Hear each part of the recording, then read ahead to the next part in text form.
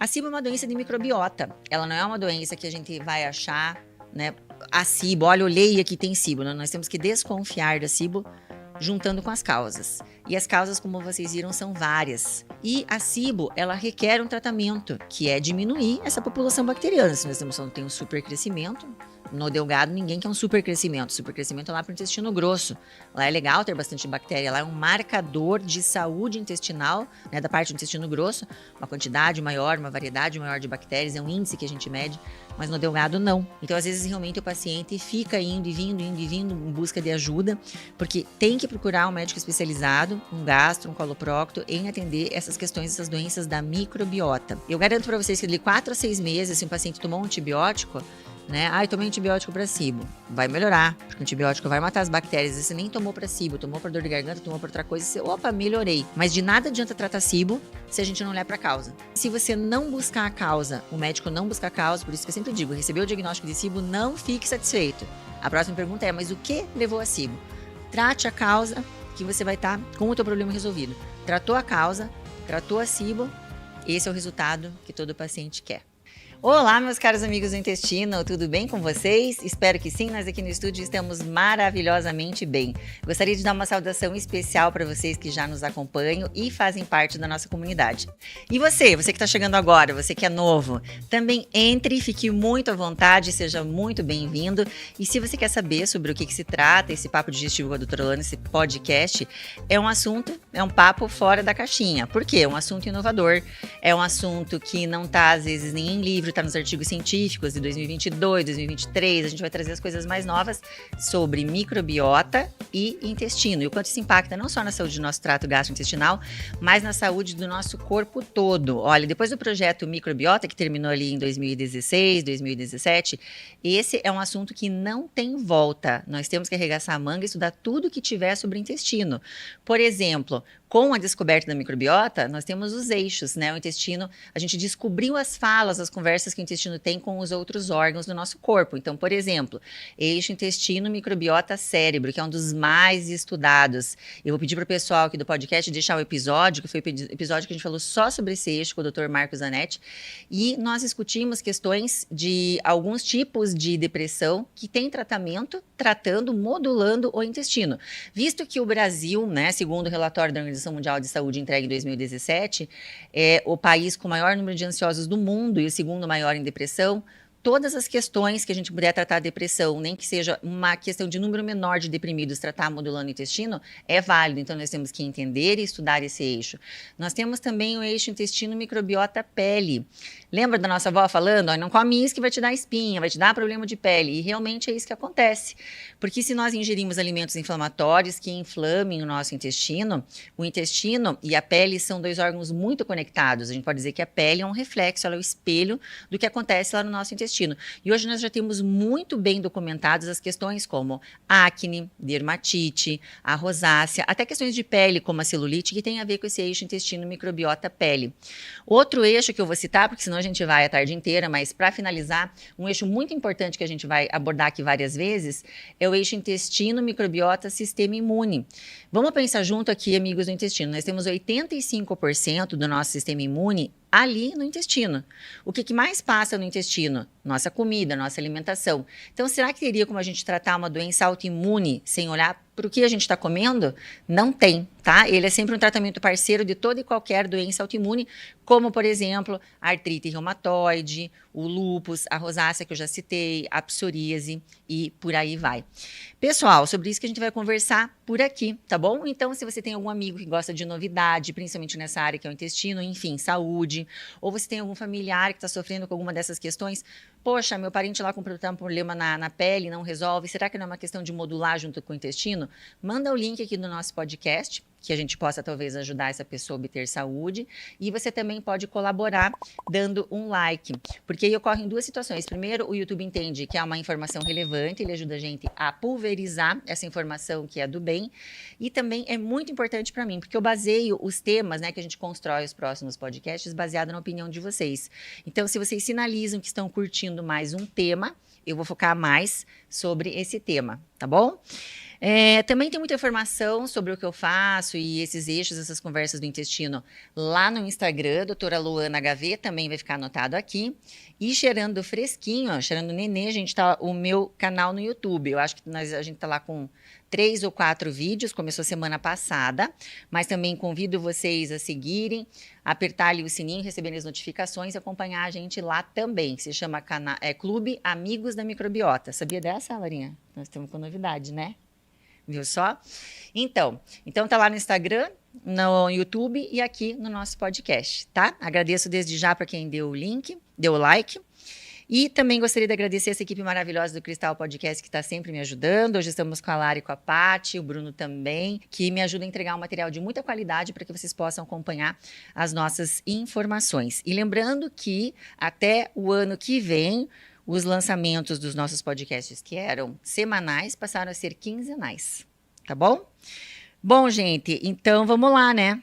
Vamos ao papo que interessa, ao papo do dia. Quais as causas de SIBO? E por que eu escolhi esse tema? Pessoal, eu escolhi esse tema porque eu fui dar uma revisada nos episódios que eu tinha feito e a gente sempre discutiu muito sobre os sintomas, sobre a definição, sobre o diagnóstico, sobre as formas de tratamento, e nós nunca abordamos especificamente as causas. Então, eu resolvi fazer um episódio só sobre isso, e também, porque semana passada veio uma paciente, pessoal, eu atendo muito SIBO, eu gosto muito de SIBO, estudo e acabo recebendo muita referência, né? Sou referenciada para tratar SIBO, e veio uma paciente e falou assim, falei, olha, eu acho que estamos fechando o diagnóstico de SIBO para você. E ela falou, não, doutora, mas eu não tenho endometriose. Então, eu achei que ficou uma falha na informação aqui, talvez no Instagram, ou aqui faltou no podcast colocar as causas, porque endometriose, pessoal, é uma das causas. Dá para escrever um livro das causas de SIBO. Então, eu vou revisar algumas coisas com vocês e vou entrar nas causas, porque eu acho que é muito, muito importante vocês entenderem, porque entender a causa é o sucesso do tratamento, tá ok? Então, quando nós temos SIBO, para revisar, SIBO significa, vem de uma sigla em inglês, e ela significa supercrescimento de bactérias a nível do seu intestino delgado. O intestino delgado é um órgão que ele é destinado para absorção. Então, ele não é um órgão capaz de aguentar uma grande população bacteriana, que isso acaba atrapalhando a função dele única de absorver. Essas bactérias que tem na SIBO, elas não vêm de fora, não são de infecção, elas vêm do seu próprio corpo. Grande parte dela vem do intestino grosso. Eu costumo falar que a famosa festa penetra, né? As bactérias saem ali do intestino grosso por perda de um ou mais dos mecanismos de contenção, que é o que nós vamos discutir hoje. Essas bactérias ascendem, ocupam o seu delgado e fazem a famosa festa penetra. Elas não foram convidadas, elas comem da sua comida antes de você absorver e elas levam a SIBO.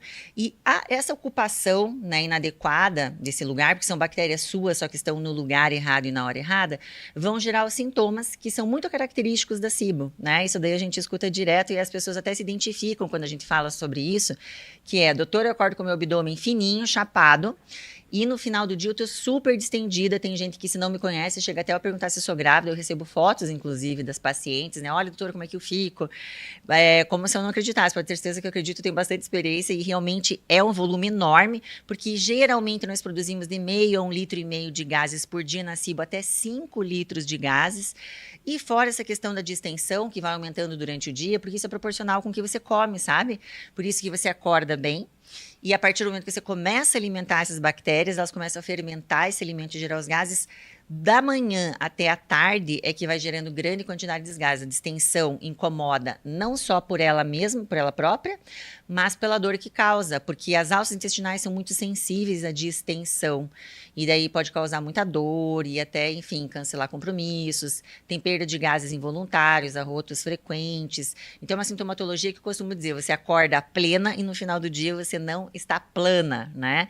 Para quem quiser, dá uma revisada lá no episódio. As meninas vão deixar anotado aqui também qual foi o episódio que eu falei só sobre SIBO, ou aliás, acho que tem 2 ou 3 e dá para anotar todos, Lara, para o pessoal acompanhar, porque nós já estamos aqui nas causas, tá bom? Eu só vou dar uma lembradinha do diagnóstico. O diagnóstico, nós temos 2 exames hoje importantes. Nós temos a endoscopia digestiva alta e o teste de hidrogênio expirado.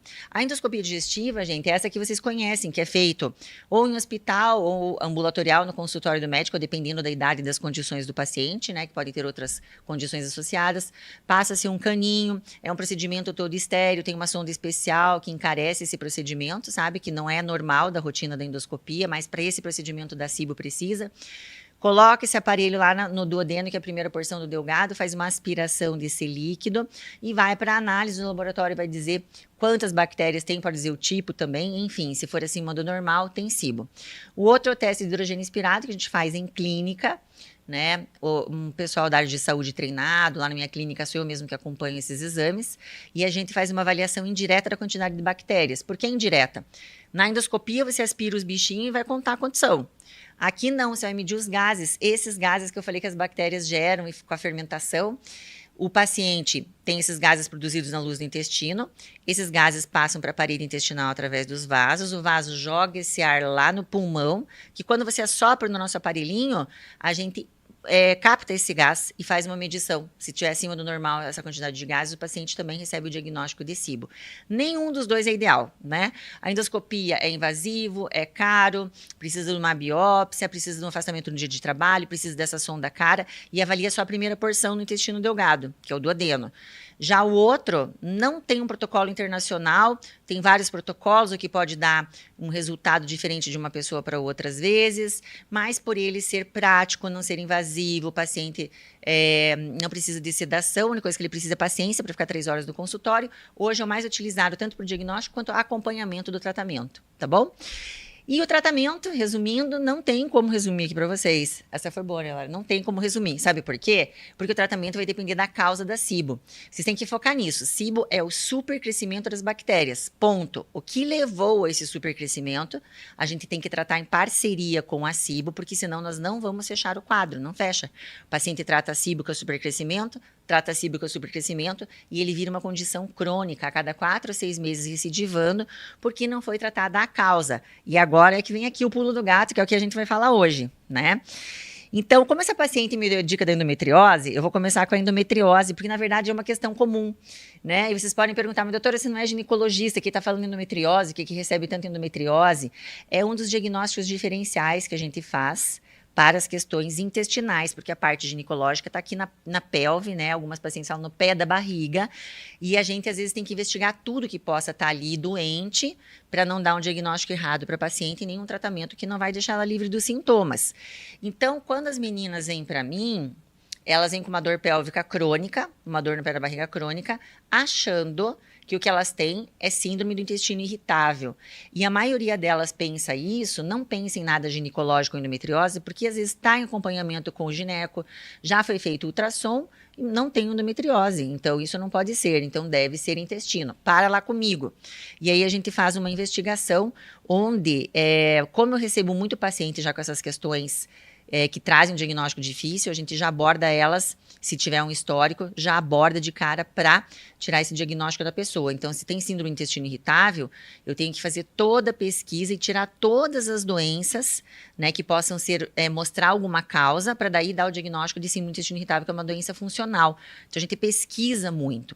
Agora, a endometriose, como é que ela vai levar a SIBO? É essa questão, só vou revisar a endometriose com vocês um pouquinho. A endometriose é uma doença inflamatória, infiltrativa, crônica, ela significa focos de endométrio fora do seu útero. Então, se você tem adenomiose, que é quando o endométrio invade a camada muscular do útero, você pode até achar no ultrassom transvaginal normal. Caso contrário, esses focos de endométrio que estão espalhados na sua cavidade abdominal e podem estar sentados em qualquer lugar, em cima do seu intestino, perto da sua vagina, perto da saída do ânus, pode estar perto da sua coluna. Eu já tive até paciente que teve próximo do diafragma. Então, a sintomatologia dessa paciente vai variar com isso. Dor pélvica crônica, tem os focos mais localizados aqui embaixo, ou ela tem dor na relação, dor para urinar, dor para evacuar, dor na coluna. Geralmente, essa menina traz o hiperestrogenismo associado com ciclos, desde a menarca, que é a primeira menstruação, um ciclo intenso ou muito forte por vários dias, muitos coágulos, irritabilidade extrema, dor de cabeça, dor na mama. Você pode dizer, tudo isso tem no processo normal da menstruação, no ciclo normal. Mas nessas meninas, tudo isso é acentuado. Às vezes, a dor, né, que é uma cólica leve no primeiro e segundo dia, não passa. A menina vive à base de analgesia, analgésicos, né, anti-inflamatórios. Então, E mais tarde, talvez, a gente pega com infertilidade, que é uma questão que vem junto com a endometriose. Então, quando eu pesquiso tudo isso, e as meninas vêm com essa dor pensando se eu tenho síndrome do intestino irritável, eu acabo descobrindo endometriose. E de endometriose é que pode estar levando a outro quadro que ela tem. Por quê? Lembra que eu falei que endometriose são os focos de endométrio em cima do intestino? Então, cada mês, se essa menina não tiver em bloqueio hormonal, já em tratamento, né, para endometriose, que é o caso quando elas chegam para mim, todo mês esses soquinhos vão receber um estímulo hormonal, assim como o seu endométrio. Só que a cavidade, né, peritoneal nossa, que é onde estão as nossas vísceras, ela é coberta por uma pelezinha, tem uma pelezinha assim em cima do intestino, que é altamente inervada, sensível. Então, se você tem focos de endométrio que estão sendo estimulados e liberam um líquido ou chega a liberar uma pequena quantidade de sangue, como se fosse o seu endométrio, isso irrita muito o intestino. Faz um processo inflamatório na parede intestinal. E um órgão inflamado ou uma estrutura inflamada não tem uma elasticidade, uma mobilidade igual ao de um órgão normal. Eu costumo citar, eu gosto muito de exemplificar para os pacientes a questão do dedo. Se você tem teu dedo inflamado, você não vai conseguir dobrar, certo? Ele está inflamado, está com edema, está com retenção. Assim é a parede do seu intestino. Sabe como torcida de futebol? Torcida de futebol vem vindo a onda, né? Todo mundo levanta, ó que lindo, passou a onda do intestino. Intestino inflamado é quando a gente tem no campo aquele pessoal preguiçoso, sabe? Vem vindo a onda, a pessoa fala, não vou levantar. Parou a onda ali, parou. É exatamente assim que acontece na endometriose. Então, vem vindo a onda, onde está inflamado, nós temos uma lentificação desse movimento. E tudo que leva à diminuição da movimentação no intestino, que é isso que a gente tem que pensar quando pensa qual a causa da SIBO, a endometriose é uma causa importante. Porque esse processo inflamatório, se não tratado, ele vai progredindo, por isso que eu falo que ela é progressiva e infiltrativa. Nós temos meninas que já fizeram 1, 2, até 3 vezes cirurgia para tirar pedaços do intestino, porque ela realmente vai invadindo e ela vai progredindo. Então, endometriose é uma causa importante de SIBO, ok? Pesquisar endometriose. Outra causa que é comum ali no meu consultório, como eu falei, eu trouxe as que eu mais estou acostumada a lidar, porque tem várias, tá ok? Doença celíaca. A doença celíaca, para quem acompanhou os últimos episódios aí que nós temos falado bastante, a doença celíaca, do glúten, do trigo, o que acontece? A doença celíaca, ela acomete o nosso intestino delgado. Então, o intestino delgado que é acometido pela SIBO. As duas acometem este órgão. E de que forma que a doença celíaca acomete o nosso intestino delgado?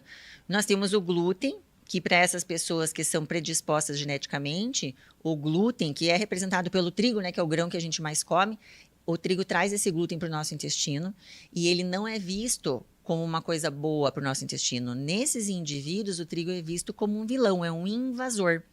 E daí o nosso sistema imune vai ligando os pontos aí, amigo do intestino. Já falei que 85% do nosso sistema imune está ali no intestino.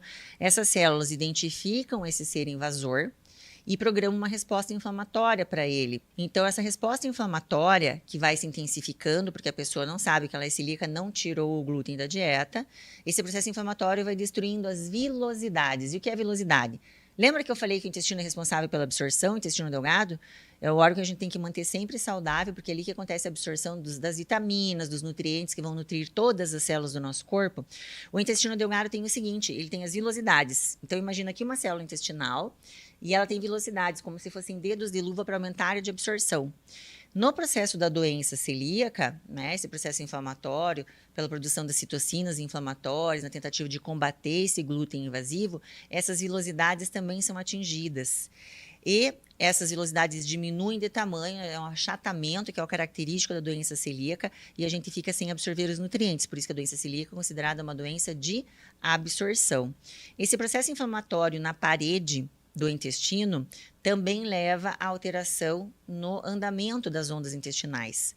Então, a doença celíaca também é uma doença fortemente ligada com SIBO. Às vezes o paciente começa uma dieta, né, de doença celíaca, fez limpeza do glúten e prossegue. Ali uns 4, 6 meses a gente vê que o paciente não teve uma melhora total ou teve uma recaída. Talvez seja SIBO sobreposta a esse quadro de doença celíaca, ok? Outra questão também é que a nossa microbiota, ela conversa muito com o nosso sistema imune, né? Então, quando nós temos um processo desse, de desabsorção, mudança na microbiota, e o paciente está ingerindo alimentos inflamatórios, que o trigo geralmente, né, pessoal, vem acompanhado de outras questões que não são tão boas para o intestino. O trigo, dificilmente ele vem sozinho. Então, ele vem com açúcar ruim, ele vem com gordura ruim, ele vem com lactose. Então, ocorre uma mudança na microbiota. E essa microbiota não tão boa sinaliza com o nosso sistema imune que já está ali atordoado devido a esse processo inflamatório crônico diário. E essa própria microbiota pode entrar em desequilíbrio e levar a SIBO. Então, são duas questões que a gente tem somada que pode levar a SIBO, ok? Então, aí já foram duas causas. Vamos lá, uma bem interessante, que tem muita gente que usa hoje, que são os grupos de medicamentos que podem levar a SIBO. Antes de entrar em medicamento, eu gostaria de citar que sempre que a gente fala a causa da SIBO, é difícil você ter somente uma causa levando a SIBO. A gente sempre fala que são 2 ou mais fatores. Então, por isso, eu tomo isso, ou eu faço isso, eu tenho isso. Sozinho não, tá, gente? Então, tem que ter um conjunto de situações por um determinado período que vai levar a SIBO. Porque se você tem, por exemplo, a doença celíaca, mas você logo trata, você tira o glúten e você ainda tem uma movimentação no intestino porque não teve muita lesão da parede intestinal, não necessariamente você vai ter SIBO, ok? Antes disso, então, foi essa sinalização para eu falar aqui dos medicamentos. 3 classes que eu vou citar que eu acho que são as mais conhecidas de vocês. Nós temos os prazóis da vida. E aqui eu gostaria de falar da importância do ácido no nosso organismo. Então, eu costumo dizer que a gente é pré-ácido clorídrico e pós-ácido clorídrico, que é esse ácido que está ali no nosso estômago. Vocês imaginam a tonelada de alimento e de águas que de água, de bebida, né, de líquidos que a gente ingere durante toda a nossa vida. Sinceramente, se nós não tivéssemos o ácido, nós estaríamos muito mais suscetíveis a várias infecções, a várias gastroenterites. Porque o ácido, quando ele está ali na quantidade certa, né, no pH certo, ele é um potente bactericida, ele é um potente bacteriostático, ele mata fungos, mata vírus e mata sei lá eu o que entra aí na nossa comida, né, nos poupando de uma doença, né, mantendo a nossa saúde gastrointestinal. Quando nós usamos os prazóis, que é o omeprazol, pantoprazol, omeprazol, mesoprazol, todos esses óis aí, tá? O que acontece? Nós mexemos no pH. Isso é legal, ninguém condena. Quem sou eu, uma gastrocirurgiã, para condenar a questão do omeprazol, dos prazóis? A gente teve uma nítida mudança quando houve a inserção desses medicamentos. Então, sim, houve redução de úlcera perfurada, HDA, que é sangramento, né, hemorragia alta, e eles são indicados para usar de 6 a 8 semanas e reparo de erosões e de úlceras, né, processos que estão abertos ali na mucosa do seu esôfago, do seu estômago, do seu duodeno. Mas não é um medicamento, como a maioria das pessoas usa, de muleta para prevenir sintomas gastrointestinais porque está comendo errado. Aí nós estamos mexendo muito, estamos brincando muito com o pH do nosso estômago e ele é importante para manter a nossa saúde. O pH do nosso estômago é importante para a digestão de proteínas, a gente só digere proteínas com pH entre 1 e 2. E o que acontece quando a gente usa essas medicações? Nós elevamos o nosso pH, né? Então ele não fica tão baixo, tão ácido, ele sobe e fica mais básico. Então nós não conseguimos digerir adequadamente as proteínas. E se nós não conseguimos digerir adequadamente as proteínas, essas proteínas vão em pedaços maiores, frações, fragmentos proteicos maiores lá para o seu delgado. E o que acontece? Ao invés de nós termos ali substâncias pequenas prontas para passar para a parede intestinal, prontas para absorção, elas não passam e elas começam a servir de bactéria, de comida para nossas amigas bactérias que estão ali de boca aberta esperando. Elas realizam um banquete quando você manda essas frações proteicas maiores e isso é uma das causas da SIBO, tá? Então, cuidado com esses medicamentos.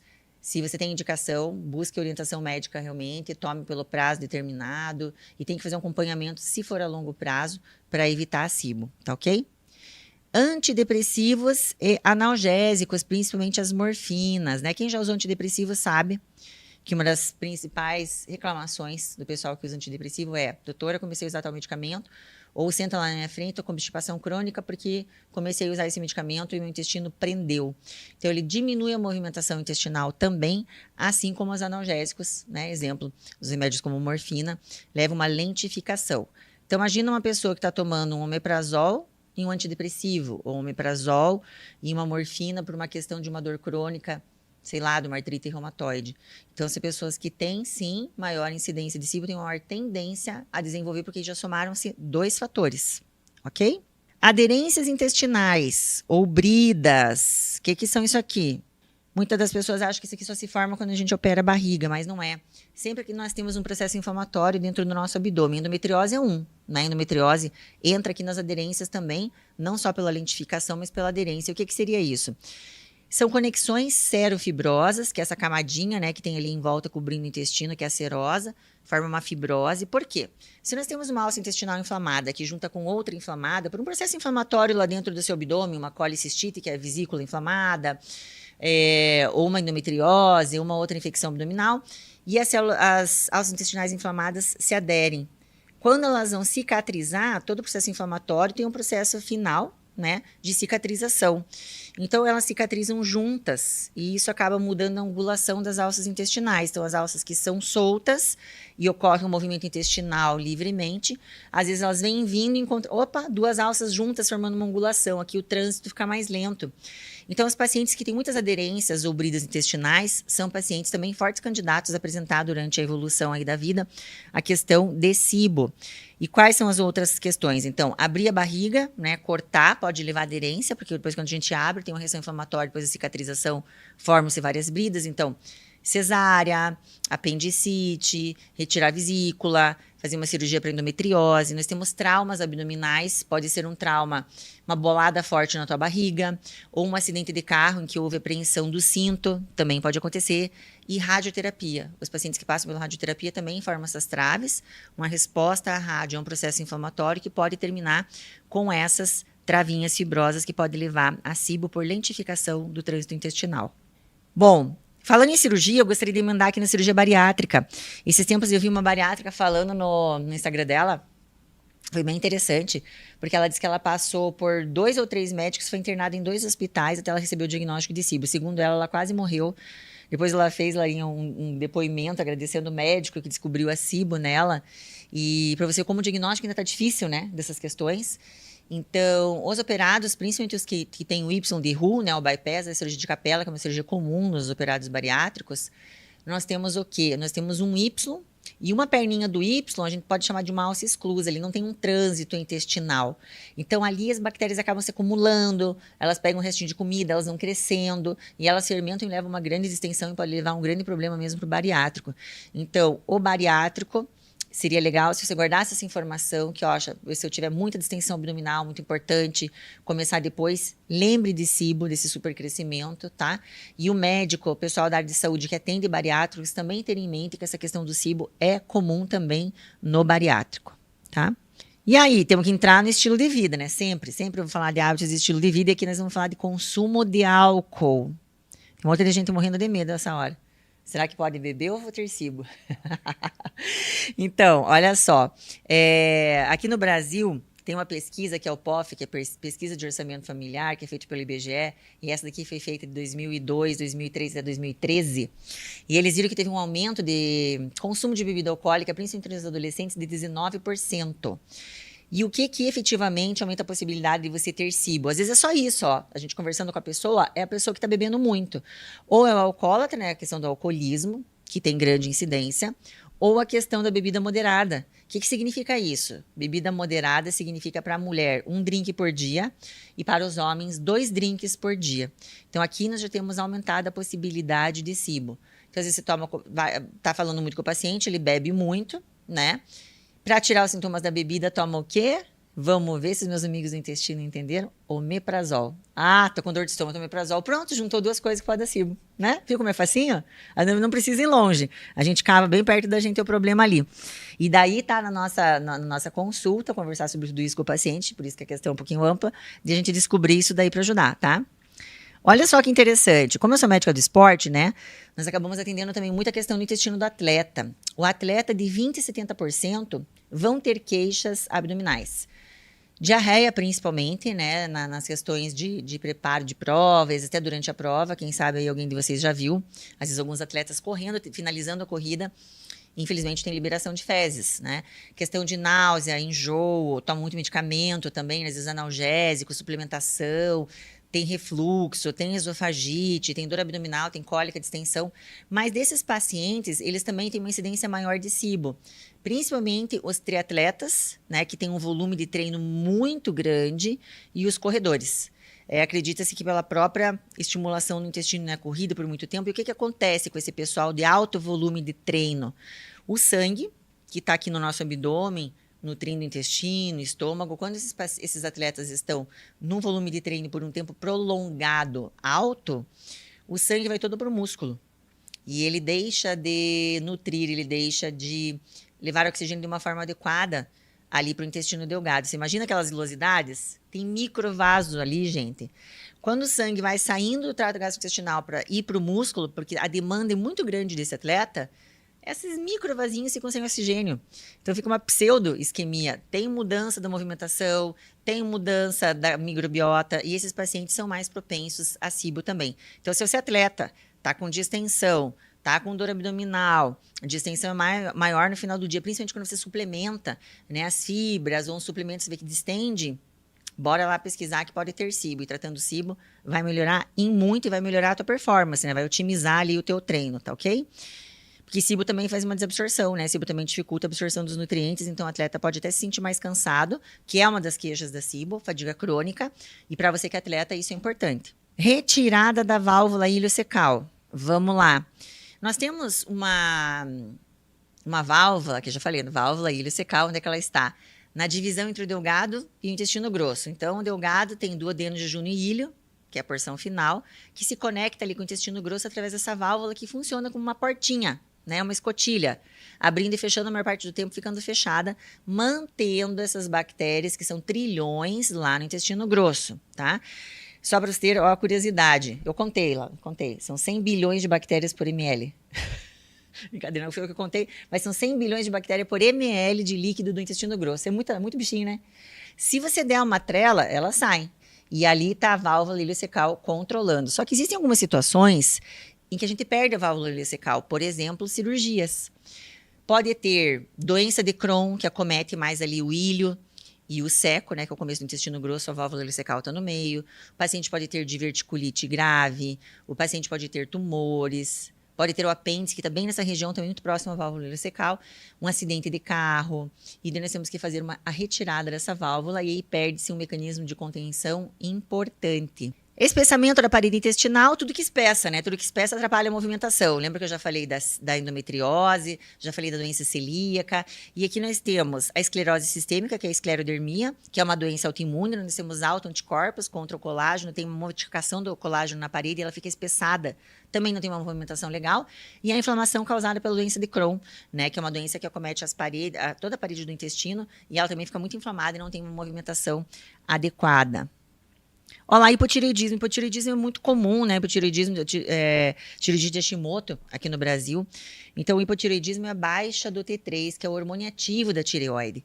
E para produzir ácido clorídrico, gente, nós precisamos de energia, precisamos do T3. Para produzir movimentação intestinal, nós precisamos de energia, nós precisamos do T3. E o hipotireoidismo é aquela pessoa que todos nós temos a ideia daquela pessoa mais lenta, lembra? Metabolismo lento, é uma pessoa mais lenta, mais devagar. Então, o intestino também está lento, a produção de ácido clorídrico também está lenta, e aqui nós já juntamos dois fatores novamente. Pacientes soropositivos. Quando a gente tem baixa da imunidade, né, alteração das células imunes, alteração do CD4, que são as células, né, do sistema imune que a gente faz a contagem, para fazer o controle, ver se esses pacientes estão bem ou não, que é CD4 e CD8, mas a questão aqui do CD4 é pela mesma questão da celíaca. Quando a gente tem uma conversa diferente da microbiota com o sistema imune ou o sistema imune com a microbiota, a gente começa a favorecer certos tipos de micro-organismos que não facilitam e que podem levar a SIBO. Então, veja só, isso é uma coisa que tem que estar antenado. Paciente soropositivo com problema intestinal, opa, podemos pensar em SIBO sim, tá? Nível de glicose elevado, pacientes com diabetes, tá? Síndrome metabólica, gordura visceral importante, que é aquela gordura que é mais perigosa, não é que está no subcutâneo, que a gente tira na lipo, ou que a gente tira na cirurgia plástica, aquela gordura que está dentro do músculo, está lá dentro da tua barriga, inflamando os órgãos. Aqui nós também podemos ter um aumento de SIBO. Tem, na verdade, um aumento de SIBO nos pacientes diabéticos. Os pacientes diabéticos, eles têm as gastroparesias, né? Tem a gastroparesia hepática. A doença diabetes, ela acaba cometendo nervos, né? Então, por isso que a pessoa não sente um machucado no pé, aí entra uma bactéria ali e faz aquelas úlceras nas pernas dos diabéticos, ele não tem tanta sensibilidade na perna, assim também não tem tanta sensibilidade no estômago, nem no intestino, a comida fica mais parada no estômago, não faz a digestão de uma forma tão adequada, a comida também vai mais inteira para o seu intestino, principalmente nos diabéticos acima de 5 anos, a incidência de SIBO é maior do que na população em geral. E por último, espessamento oclusões do intestino, tá? Eu vou citar um caso aqui, até a gente descreveu, quando eu morei na Alemanha, a gente descreveu um artigo científico no paciente que teve isso, porque até não é uma questão comum, mas eu acho que vale a pena falar, que é a compressão do intestino por um vaso, né? Nós temos a artéria aorta, que é a principal, e dela sai a artéria mesentérica superior em angulação, assim. Aqui no meio passa o intestino, a terceira porção do intestino delgado. Tem alguns pacientes que, por perda muito rápida de peso, por um trauma, uma cirurgia de coluna, cirurgia de escoliose, esse ângulo diminui e ele acaba apertando o intestino. Então, uma oclusão, alteração na movimentação ou oclusão também pode levar a SIBO, e esse é um dos casos. Pessoal, vamos ali para o momento reflexão aqui do podcast, que eu gosto tanto. Você lembra, né, Lara, que eu gosto tanto, né? Então, vamos lá. Por quê? A SIBO é uma doença de microbiota. Ela não é uma doença que a gente vai achar, né? A SIBO, olha, eu olhei aqui tem SIBO. Nós temos que desconfiar da SIBO juntando com as causas. E as causas, como vocês viram, são várias. Então, às vezes, realmente, o paciente fica indo e vindo em busca de ajuda, porque tem que procurar um médico especializado, um gastro, um coloprocto, em atender essas questões, essas doenças da microbiota. E a SIBO, ela requer um tratamento, que é diminuir essa população bacteriana. Se nós estamos falando que tem um supercrescimento, no delgado ninguém quer um supercrescimento. Supercrescimento é lá para o intestino grosso. Lá é legal ter bastante bactéria, lá é um marcador de saúde intestinal, né, da parte do intestino grosso, uma quantidade maior, uma variedade maior de bactérias, é um índice que a gente mede, mas no delgado não. Então ninguém quer esse supercrescimento ali. Então é importante a gente identificar a causa para ver se esse tratamento da SIBO vai ser com antibiótico normal de farmácia, vai ser com antibiótico terapia profilática. Se esse paciente, dependendo da causa, nós vamos ter que fazer esse tratamento da SIBO para sempre, sim. Se o paciente é um bariátrico, a causa está ali para sempre. Então, nós também temos que incluir um tratamento de manutenção para esse paciente, certo? Senão, daqui a pouco ele faz de novo. Nós temos que arrumar a parede do intestino, né? Porque a SIBO, ela está ligada com leaky gut, que é o aumento da permeabilidade intestinal. Então, começa a passar várias coisas tóxicas para a parede do intestino. Também temos que selar novamente essa parede do intestino. Então, tudo isso significa tratar SIBO. Mas de nada adianta tratar SIBO se a gente não olhar para a causa. Eu garanto para vocês que de 4 a 6 meses, se um paciente tomou um antibiótico, né? Eu tomei um antibiótico para SIBO. Vai melhorar, porque o antibiótico vai matar as bactérias. E você nem tomou para SIBO, tomou para dor de garganta, tomou para outra coisa, e você, opa, melhorei. Só que se você não buscar a causa, o médico não buscar a causa, por isso que eu sempre digo, recebeu o diagnóstico de SIBO, não fique satisfeito. A próxima pergunta é, mas o que levou a SIBO? Trate a causa, que você vai estar com o teu problema resolvido. Tratou a causa, tratou a SIBO, esse é o resultado que todo paciente quer. Tá bom? Pessoal, espero que eu tenha esclarecido tudo sobre as causas da SIBO.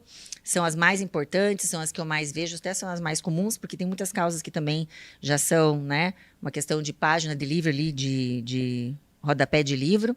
Nós temos que ter na cabeça os médicos, e eu acho que para vocês começarem a identificar pessoas, ou até em você mesmo, eu acho que isso daqui foram umas causas bem legais. E nós vamos colocar todos os episódios relacionados com o que a gente já falou de SIBO, que foram várias vezes, endometriose SIBO, sintomas, a gente já colocou diagnóstico e tratamento, né? Tem várias coisas lá que nós vamos colocar aqui para vocês acompanharem e ficarem bem espertos em SIBO, tá bom? Obrigada para quem nos seguiu até agora e acompanhe o nosso próximo episódio. Um abraço!